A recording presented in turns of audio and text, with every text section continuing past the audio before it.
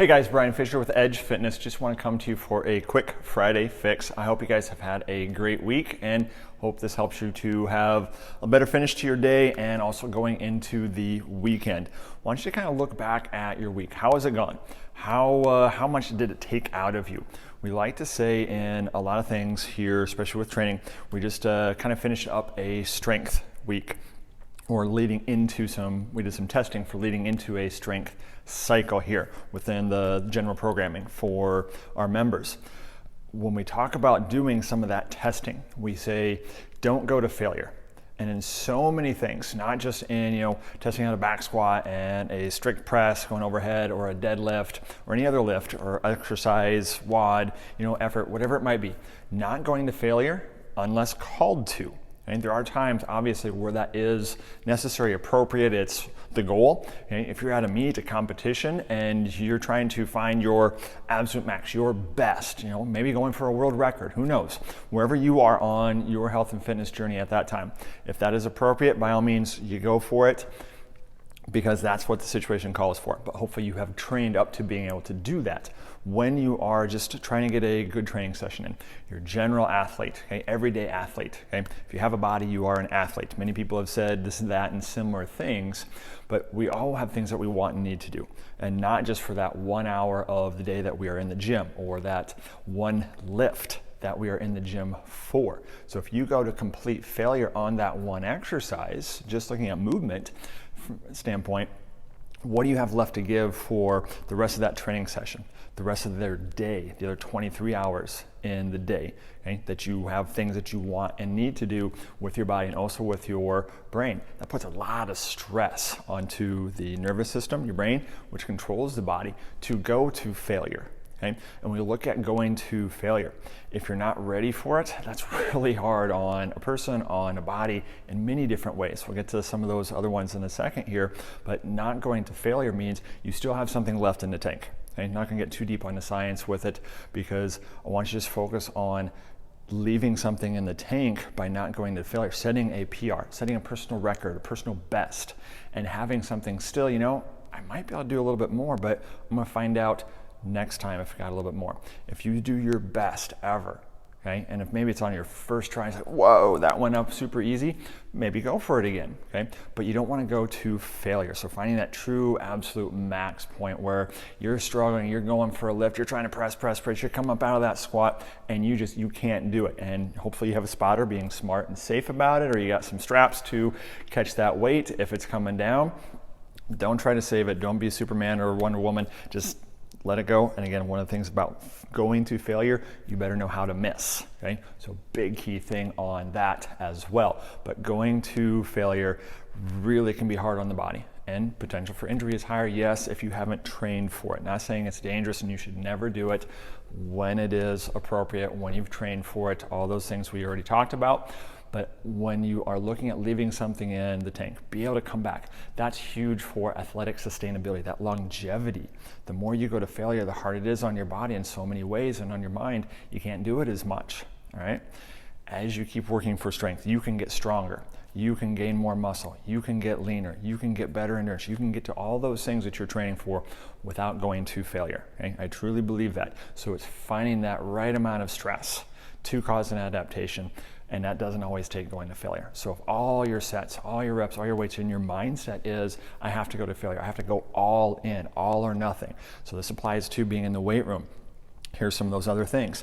If you're going all in, if you're going to failure on your nutrition, on your recovery, on your mindset, just doing everything that you can, giving too much where you don't have anything else. You've got your dials. We talk about not hitting pause. So these are where the dials come in, where you dial down, dial up. If you're dialed up all the way, think of listening to 4 different stereo systems: movement, nutrition, recovery, mindset. And if you have them all cranked up to max volume, how well can you hear and actually decipher what's going on and get anything from all that noise? And if you're going to failure on your nutrition, I'm sure many of you have been on those crash diets, those fad diets. If you keep going on the diet and you go to failure, where you just go so hard at it for, it's only 6 weeks, 8 weeks, 10 weeks, whatever, and you crash and you fail, you've just made it harder to have change happen the next time. And every time you fail, you just have a little bit of that mindset, I failed, I'm a failure. I failed, I'm a failure, I can't do this. I'm someone who's never been able to do diets. I'm someone who's never been able to lose weight. I'm someone who's not athletic. And you start to become that. And that failure turns into who you become. It's not who you are, but it's who you start to become more and more, and you become more resistant to change. And then it's, oh, hey, the next time something comes around that, might actually work really, really well, you're like, oh, I can't do that. I've never been able to do it. I've failed all these different times. Going to failure at anything, especially with that nutrition, that really, really wreaks havoc on you. So finding those small incremental changes, and we've got a lot of sayings with that. Progress, not perfection. So if you are making steady progress, small habits lead to big change. And those small habits, just doing a little bit better, trying to eat slowly and eat mindfully within there of, when do I feel satisfied? Eat to that point. 80% is kind of a number that we use within there to say, hey, a lot of people describe it in different ways, but I feel like when I'm at 80%, I could eat a little bit more, but I feel comfortable. Maybe I'm going to wait 10 minutes and see, you know what, I'm good. I don't need anything else. That was just kind of maybe I'm bored. I just wanted to eat more because I was just going, I was eating a little fast. Okay, so I slowed down. I was more aware of what I'm doing. Those habits are much more sustainable than going on some hard, intense 30-day crash diet or 8-week diet that you got from somebody that you saw on the news or from this friend or that friend or whomever.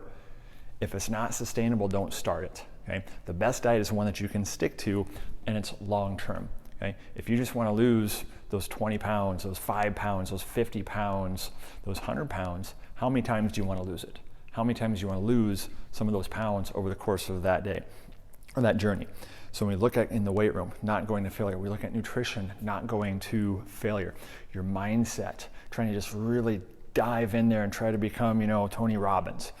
Are you Tony Robbins? Or maybe you can learn something from him or others who have great ideas. You don't have to go all in on any of these 4 pillars. If you're trying to go all in on your recovery, great idea. I'm going to sleep 16 hours a day and only be up for 8. And I'm going to get all this great sleep hack stuff and whatnot. Well, and it ends up maybe not helping, not working, takes over too much of your life, being just too much. Going to failure on any one of those things just means it's going to be harder for you to actually change or actually use your fitness with a greater purpose, and fitness in all 4 of those areas.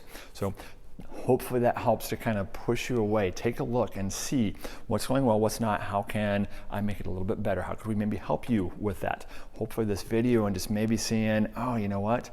I am pushing a little bit too hard in the gym sometimes, so I do need to maybe dial it back. Because all of my training sessions are so hard, they're so all out, that if I don't feel like I'm going to failure collapsing on the floor in a puddle of sweat, that it's not a good training session. And if I'm not doing everything as hard as I can, okay, maybe it's to absolute failure or exhaustion, but if you're going so hard that you've got nothing left to give, how are you going to keep coming back? How are you going to, you are what you repeat, how are you going to repeat the things that you want to become? If you try to go right to it, instead of thinking, how can I be a little more like a lean person? How can I be a little bit more like an athletic person? How can I be a little bit more like a stronger person? Whatever your goal is, how can you become a little bit more? Okay? How do those people act? How do they stay that way? And how can you do just a little bit of that at a time?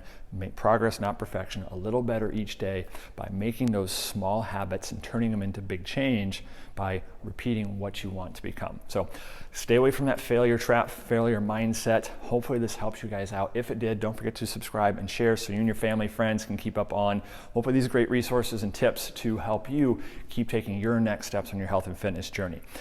Can't wait to see you guys next time. Have a great day.